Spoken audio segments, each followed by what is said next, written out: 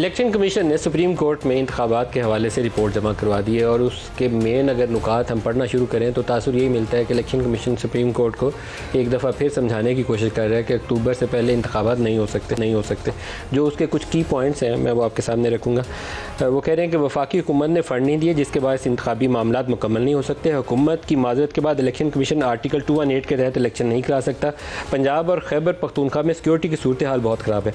तमाम तर सूरत हाल का जायज़ा लेने के बाद ये नतीजा निकाला गया है कि मुल्क भर में इलेक्शन एक ही दिन कराए जाने चाहिए। एक ही दिन इलेक्शन ना कराने से तशद्दुद बढ़ने और धांधली का भी खदशा है।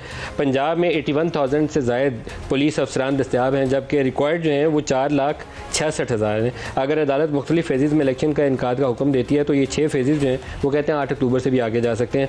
पुलिस और दीगर कानून नाफिज करने वाले इदारे दहशत गर्दों के खिलाफ कार्रवाइयों में मसरूफ़ हैं और दहशत गर्दी के खिलाफ IBO जो इंटेलिजेंस बेस्ड ऑपरेशन इस वक्त फ़ौज कर रही है वो तकरीबन 6 माह तक जारी रहेंगे। ये तो मेन मोटी मोटी खबरें हैं, लेकिन इसके साथ जो एक बहुत ही इंटरेस्टिंग खबर है जिसके ऊपर ऑफिशियली किसी ने हमें तफसील देने से बहुत गुरेज़ किया, वो हम जिससे सवाल करते हैं वो बस ये पता चलता है कि एक मीटिंग हुई है, लेकिन मीटिंग के अंदर क्या डिस्कस हुआ है उसके ऊपर वो लब कुशाई से गुरेज़ करते हैं। वो मीटिंग हुई है कल जब मैं इस वक्त प्रोग्राम कर रहा था तो हमें पता चला बाद में कि एक मीटिंग हुई है जो चीफ़ जस्टिस को ब्रीफ़ किया गया।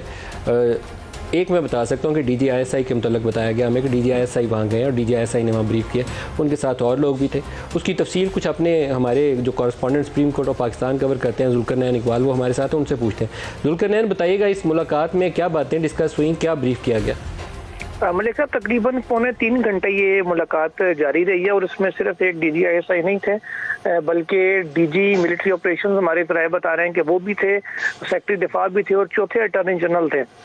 और ये भी बताया गया है हमारे ज़राए की जानिब से कि क्योंकि 17 अप्रैल तक वफाकी हुकूमत को ये हिदायत की गई थी सुप्रीम कोर्ट की जानिब से जो पाक फौज और दीगर जो रेंजर समेत FC के और दीगर इदारे हैं लॉ इन्फोर्समेंट के, उनकी अवेलेबिलिटी इलेक्शन कमीशन के सेटिस्फेक्शन के मुताबिक यकीनी बनाएं।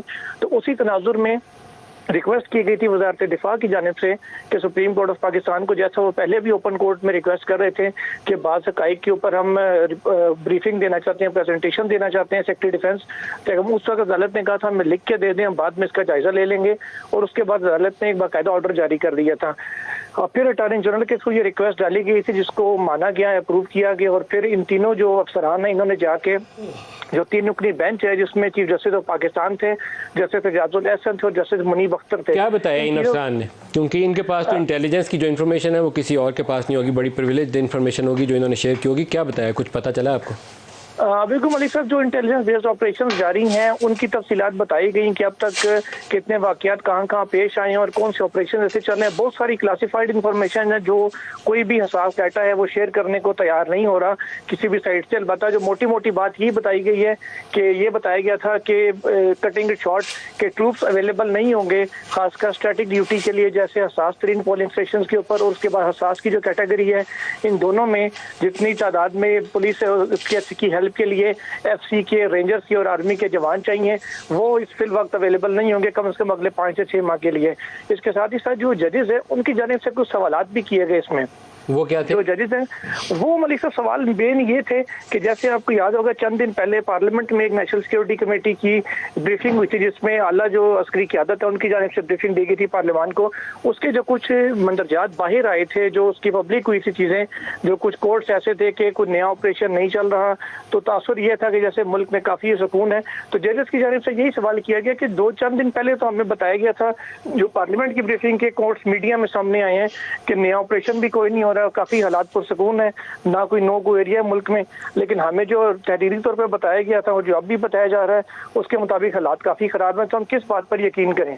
इस पर जो हमारे ज़राए ये बता रहे हैं कि जो अफसरान ब्रीफिंग दे रहे थे उनकी जानिब से कहा गया कि जो हालात हमने अदालत को बताए थे तहरीरी अपनी रिपोर्ट में जो आज भी बता रहे हैं यही ब्रीफिंग है जो पार्लियामेंट को भी दी गई थी और वही वाली चीज़ें हम आपके सामने भी रख रहे हैं। ओके, एक बात और बताइए, आपने बताया कि जिन्होंने ब्रीफिंग दी फौज के अफसरान ने या इंटेलिजेंस के चीफ ने, उन्होंने ये बताया कि अभी हम फ़ौजी अपने फ्री करके आपको इलेक्शन ड्यूटीज़ पे नहीं दे सकते क्योंकि वो इंटेलिजेंस बेस्ड ऑपरेशन इस वक्त चल रहे हैं और वो अगले 6 माह कमोबेश ये प्रोसेस है जिसने कंप्लीट होना है। इलेक्शन कमीशन ने भी यही रिपोर्ट अपनी सबमिट करवाई है।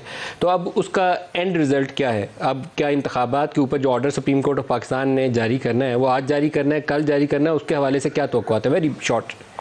मलिक साहब, इस पे तीनों जजेस की आपस में मुशावरत हुई है, कुछ देर पहले भी हुई थी, वो दोबारा भी होगी। और अब तो काफी लेट हो गया, कभी इम्कान अब इस बात का ही है कि कल ये ऑर्डर जारी आएगा। 30% चांसेस आ जाने के खाली। और तो क्या है कि अब इलेक्शन की तारीख आगे जाएगी? अभी इस हवाले से कुछ कहने का बलस वक्त होगा, लेकिन तमाम मेजर्स ये लिए जाएंगे कोर्ट की जानिब से। पूरी कोशिश की जाएगी कि 14 मई का जो ऑर्डर है वो इंटैक्ट रखा जाए, उसको ओपन कोर्ट में समाअत के बगैर तब्दील नहीं किया जा सकता।